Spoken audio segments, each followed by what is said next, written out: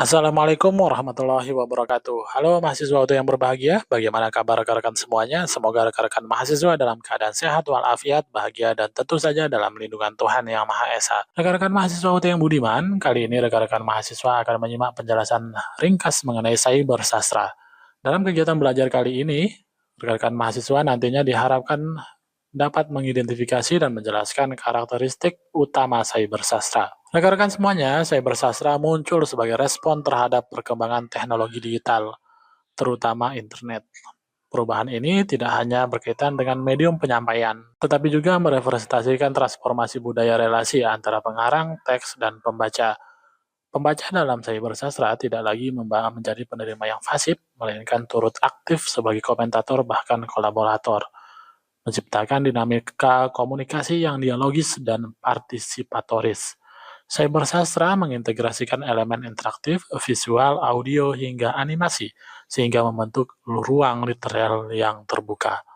Salah satu tonggak penting dalam perkembangan cybersastra di Indonesia terjadi pada awal tahun 2000-an dengan terbitnya Graffiti Gratitude, sebuah antologi puisi cyber pada tahun 2001, dan Cyber Puitika, antologi puisi digital 2022. Kedua karya ini memperkenalkan eksperimentasi digital dalam puisi, seperti penggunaan animasi dan integrasi seni visual dan musik melalui medium CD.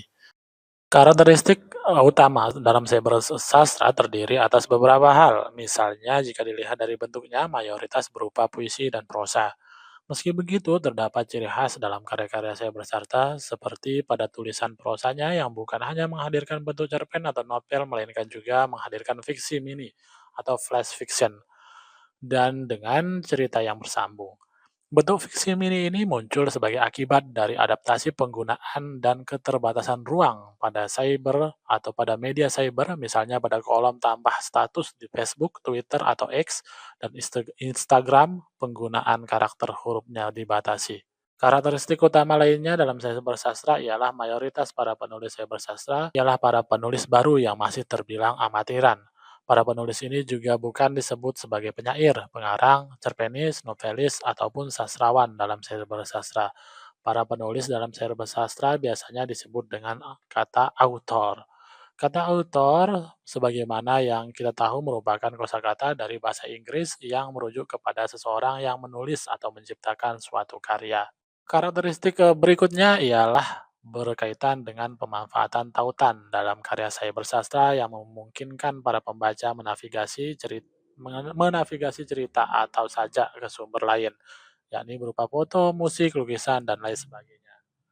Lalu yang berikutnya ialah dinamis dan mudah diperbaharui. Karya-karya cyber sastra tidak membutuhkan teks cetak yang bersifat tetap. Karya-karyanya menggunakan teks digital yang dapat diubah, bahkan dapat dihapus sewaktu-waktu.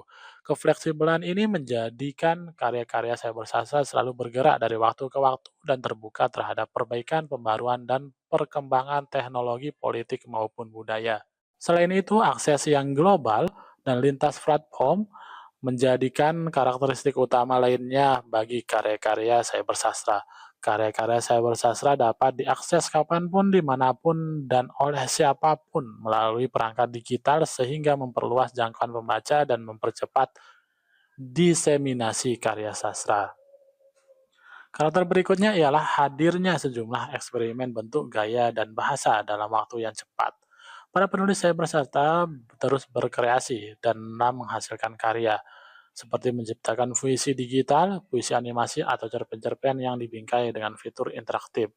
Berikutnya ialah tentu saja keeratannya dengan keberadaan teknologi sebagai medium ekspresi sekaligus struktur narasinya. Nah, rekan-rekan mahasiswa yang budiman, demikianlah penjelasan ringkas tentang materi cyber sastra. Semoga penjelasan ringkas ini berguna bagi rekan-rekan mahasiswa UT yang budiman. Sebagaimana sebelumnya, untuk mengukur kemampuan dan pemahaman rekan-rekan mahasiswa terhadap materi yang telah dibaca dan disimak, rekan-rekan mahasiswa dapat mengukurnya dengan mengerjakan 5 soal latihan dan 10 soal pilihan ganda dalam kegiatan belajar kali ini. Semoga sukses, sehat, dan bahagia selalu. Sampai jumpa pada kegiatan belajar berikutnya. Terima kasih. Wassalamualaikum warahmatullahi wabarakatuh.